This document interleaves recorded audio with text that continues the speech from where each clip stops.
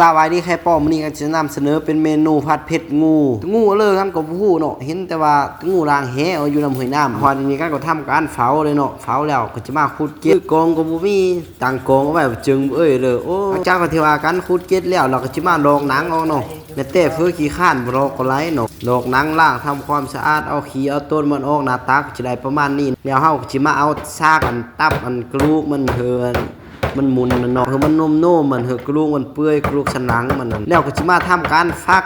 มลูกกุ๊กกิ๊กอันนี้ละเนาะคือมันมุนๆนั่นหน้าตาประมาณนี้ก็น่าจะได้แล้วเนาะมุนกลูกมันก็จะบ่มีปะเลยเราก็สิมารับข้าวโดยเวียนอกจากที่ว่ากินเวียเมาเติมนึงก็มาช่วยนางตะงูเชิญเนาะกันก็ฟักม่วนเขาเราก็แล้วแต่ว่ายังมาช่วยอีนมาเตรียมเครื่องปรุงกันเลยเนาะปรุงก็บ่มีเลยมีเอื้อเตรียมแล้วก็ขิงเจอกับเกลือยุบเซอ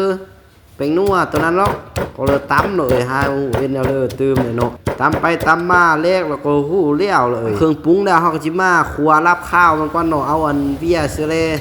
รับกินข้าวมาพอโคเล่ปอคือมันมานี่ละหลังจากนั้นเขาก็มาตั้งหม้อเกี๊ยวผัดเผ็ดกันเลยก็เอาน้ำมันเสื้อเนาะขั้นตอนทำอิฐนี่นะเราก็มาโคดอันเจียวอันกันตำนั้นครัวมันหอมๆนะเนาะรอใหม่อยู่ละหอมเราก็จะเอาเยื่อตะงูอันเฮาฟักนั่นลงไปว่าปนิชูกับหูเนาะเราก็คั่วมาคนอยู่ในเอาผ้าหมอมาปิดไว้ให้มันชุกก่อนเนาะ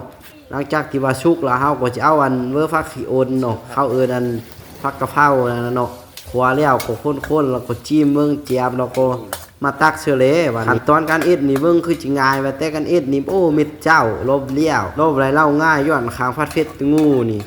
มาเบิ่งตักเสือเล่ว่านี่เนาะก็หน้าตาก็เป็นตาอันกินอยู่นี่ชัวเป็นตาเจียบล่ะมันก็สิมาจี้มาชูเบิ่งนี่โอ้หวาน